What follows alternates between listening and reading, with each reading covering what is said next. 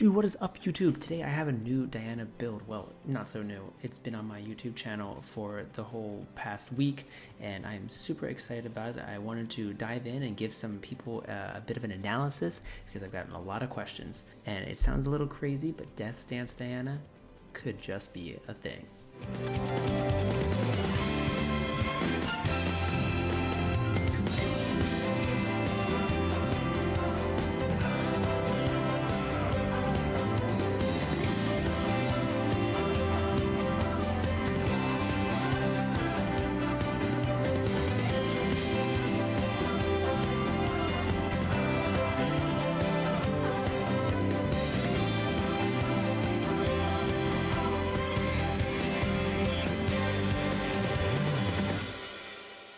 Okay, so here's the first clip.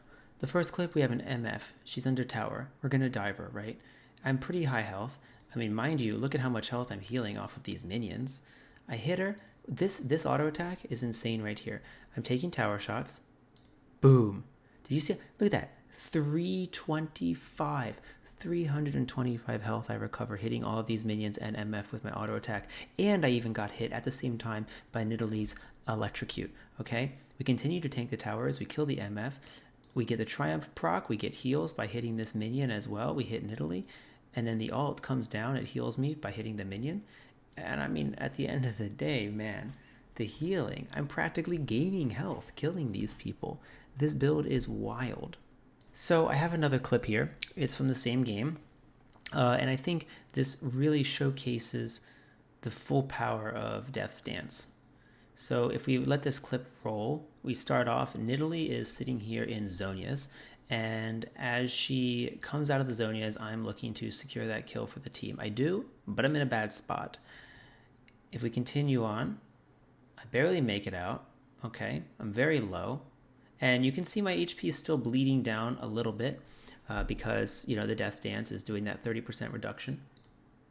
But we go back in and I'm able to heal by hitting that Q. I get a Triumph proc.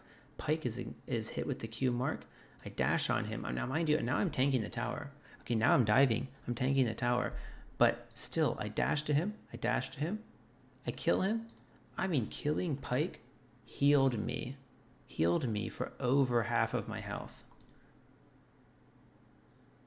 Yeah, and then we're out. I mean, the tankiness, the mitigation, the healing that you can get from this build, I think is exemplified no better than in these two clips.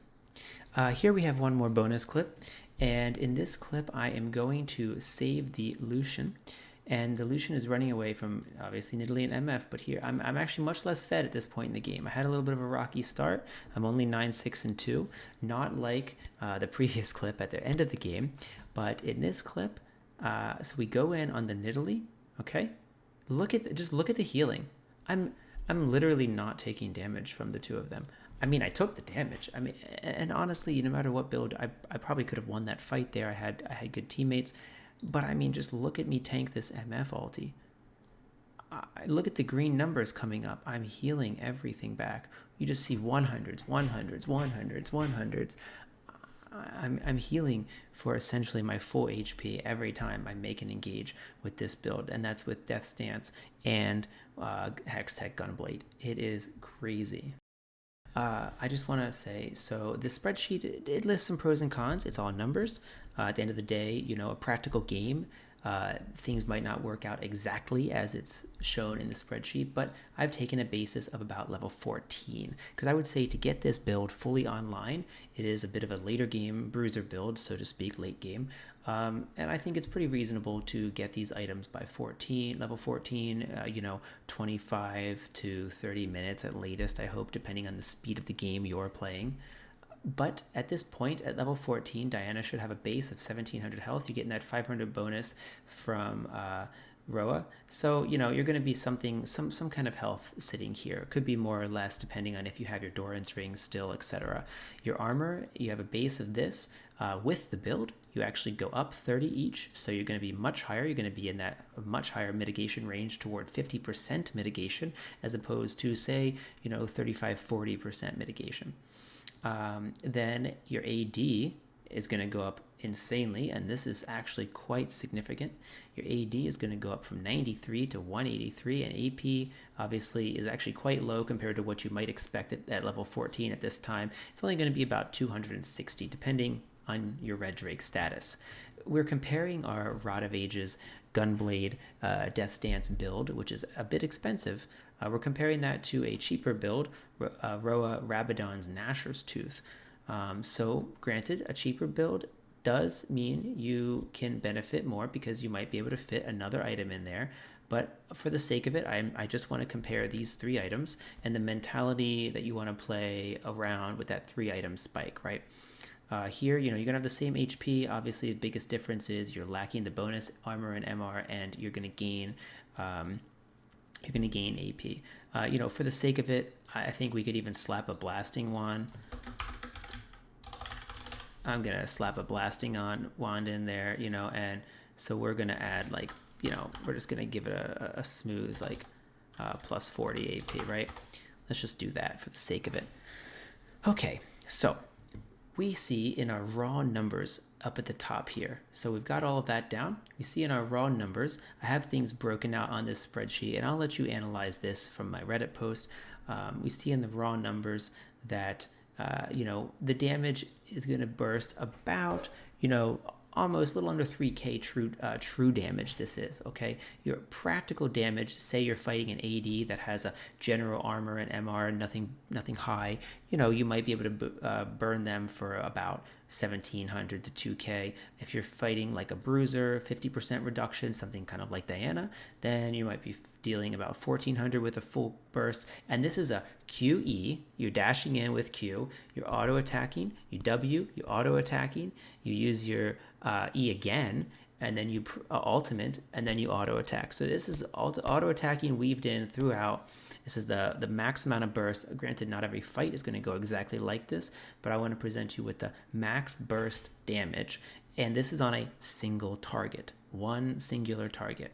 So 1400 damage is what you might expect to burst. Now, when you think about it, you look at this and you say, oh, well, 2,800, and then you look at this over here and you say, well, obviously the Gnashers, the Rabadon's row is better because they've got a 3,300 almost, 3,300 damage.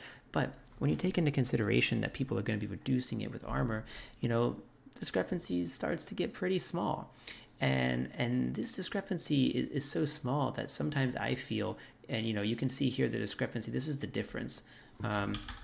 This is the difference here. So 400 difference, 200 difference, less, and now we're down to less than 200 difference. And when the discrepancy is that small, I think you need to start removing burst and prioritizing sustain, because you're going to probably have to go in for a round 2. But let's look at the numbers that we really care about. Let's scroll down into this section. Healing. Here we have our healing numbers.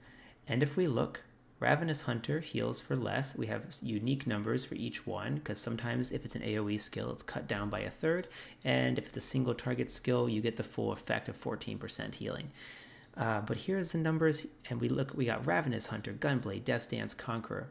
Note one difference in the damage department that's very significant, and this is going to play down below, is that our auto attacks are single target, and we have AD. So we're actually doing like 700 damage with auto attacks, whereas otherwise we're doing like 370. Similarly, our auto attacks enhanced by Gnasher's Tooth, whereas the Gunblade actually does a higher amount of damage. So those are some significant things. The Gunblade can be used differently than Gnasher's Tooth. Gnasher's Tooth, you have to stay in there, you have to keep auto attacking, which isn't a bad thing. But the Gunblade, you can actually use that to maybe pick someone off, because it's another skill. It's essentially another active skill that targets somebody to easily finish them off. But we get down here into healing, and we have a whole different story. The story now is that your grand total of healing compared to the traditional build, you might heal 800 true damage, but your effective damage, your effective healing is actually going down. So this is not under the Conqueror column. This is following our 40% reduction. And so we see here, you're only healing 460, 380.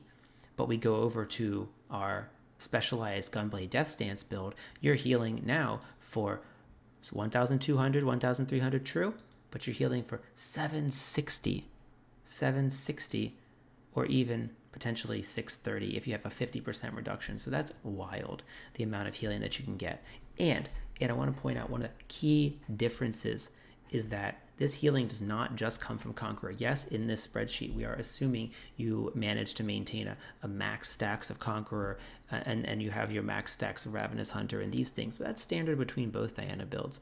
This healing can also be obtained versus minions. So you can heal versus a singular creep, one creep.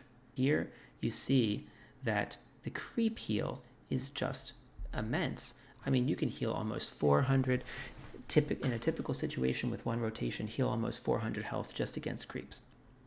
That's something you cannot do with the traditional Diana build. Now, if we get down into the bottom section of this chart, again, numbers change a little bit more. This time I am assuming you get a full rotation off while focusing one person in a group of 3.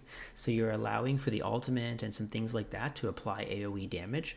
I mean, again, the chances that you hit all 3 people in a group of 3 that you engage on with every skill, very slim. You know, you throw a Q out there, you might hit one person, not all 3, but you're going to dash in, you'll ult all 3. But anyway, best case scenario, we're giving it because this actually benefits the full AP variation more. However, again, I'm going to assume probably that you won't hit all 3 people all the time. But anyway, so if you did, yeah, the damage goes a lot low. Your true damage is looking at to be about a 2,000 damage difference. Effectively, it's only a 1,000 damage difference to the grouping of 3 people. You're still going to be doing the same damage to one singular person, but the grouping, yes, you're reducing your damage a bit, but the healing is still up. It's 1,000 healing versus 1,300 healing over here, 1,000 over here with the Rod of Ages, Rabadons, and Ashers, 1,300 and more with the Death's Dance Gunblade build.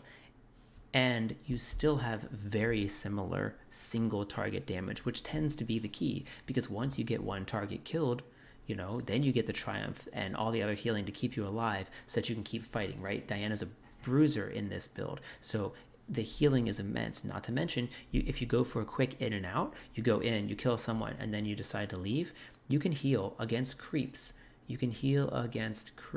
So again, if we're looking at our creep damage, we see a totally different story. We see, yes, again, this is the true damage. Remember, this darker blue, darker means that the creeps have more armor, more magic resist. So if you're actually attacking creeps that have heavy, like you're talking the super minions, Baron empowered minions or something, even if they have heavy reduction, you're still able to attack 3 creeps and heal for about 500 damage. Or if you can attack a full wave of creeps and you can heal for all of that, then you can heal for like 960 damage off of one rotation.